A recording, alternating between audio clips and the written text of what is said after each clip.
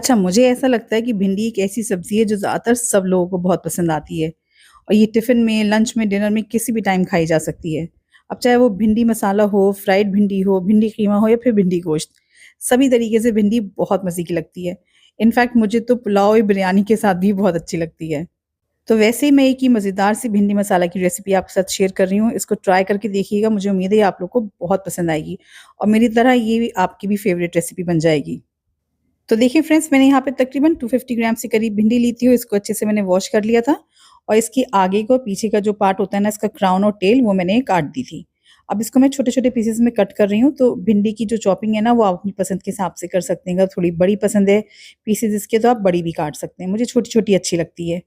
तो ये देखिए सारी भिंडी मैंने अच्छे से काट ली है। अब मैं क्या करूँगी ना, इसको मैं ट्रे के अंदर थोड़ा फैला के इसको मैं पंखे के नीचे रख रही हूँ। धूप नहीं आती मेरे घर में। अगर आपके घर में धूप आती है तो आपने इसको 10 से 15 मिनट के लिए धूप में रख देना है या फिर पंखा चला के 10 से 15 मिनट छोड़ दीजिए। इस तरीके से भिंडी थोड़ी सूख जाती है, इसका लस्ट जो होता है ना, चिपचिपापन, वो कम हो जाता है। तो तकरीबन 20 मिनट बाद मैंने ये रेसिपी बनाना शुरू करी थी। तो कढ़ाई के अंदर मैंने यहाँ सरसों का तेल डाला है 1/3 कप के करीब। अगर आपको सरसों का तेल पसंद नहीं है तो आप कोई भी रिफाइंड ऑयल या फिर जो भी आप तेल खाना पसंद करते हैं वो इस्तेमाल कर लीजिएगा। जब तेल अच्छे से गर्म हो गया, इसमें से धुआँ निकलने लगा, तो मैंने फ्लेम को बंद कर दिया था 2 से 3 मिनट, ताकि इसका टेम्परेचर थोड़ा-सा कम हो जाए और फिर दोबारा से इसको मीडियम फ्लेम पे ऑन कर लिया था और मैंने इसके अंदर डाल दी थी भिंडी। भिंडी को जो है ना, अब हम फ्राई करेंगे 4 से 5 मिनट के लिए। इस तरीके से भिंडी को फ्राई करके रेसिपी में जब इस्तेमाल करते हैं, तो इसका सारा लस्ट जो चिपचिपापन होता है ना, वो सब खत्म हो जाता है।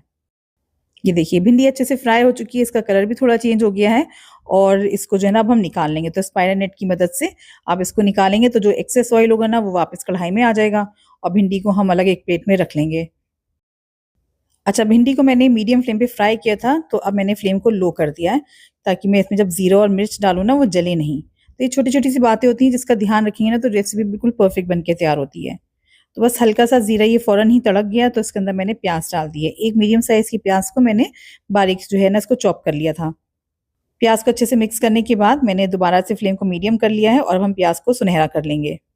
ये अच्छा-सा प्यारा-सा कलर आ गया है प्याज़ पे, फिर हम इसमें डालेंगे एक सीक्रेट इंग्रीडिएंट, जो कि इस रेसिपी को ना अलग ही फ्लेवर देता है, बहुत ही सौंधा-सौंधा, वो है बेसन।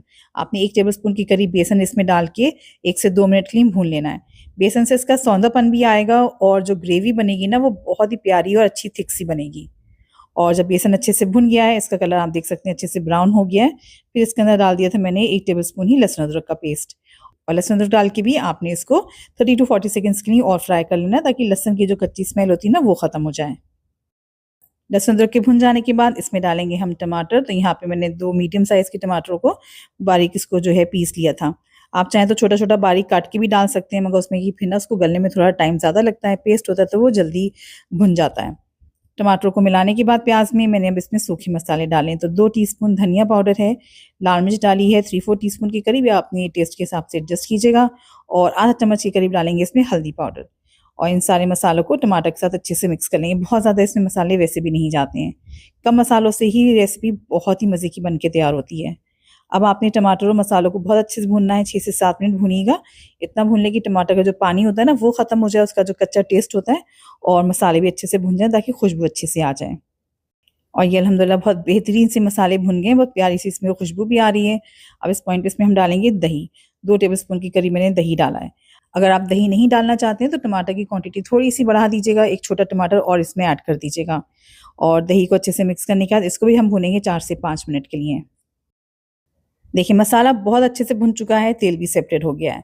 अब इसके अंदर हम पानी डालेंगे। पानी इसलिए डाल रहे हैं क्योंकि ग्रेवी बहुत ज़्यादा थिक है और भिंडी इसमें फिर ना पक नहीं पाएगी।